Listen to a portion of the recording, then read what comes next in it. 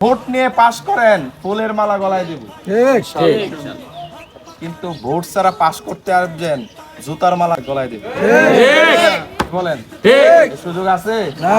জোর করে পাস করার সুযোগ আছে? যারা এই স্বপ্ন দেখতেছে, মানুষকে জিম্মি করতেছে, শুধুমাত্র বলি আওড়াইতেছে, মনে রাখেন তারা কি করতেছে, বলি আওড়াইতেছে। বলি আওড়াইতেছে এই কারণে নির্বাচনের আগে আপনারা দুর্বল করে দেওয়ার জন্য।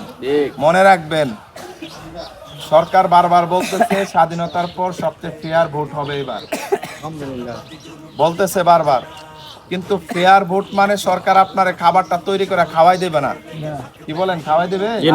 খাবারটা হয়তো বা তৈরি করে দিবে, প্রস্তুত করে খাওয়ার দায়িত্ব কার? আপনার।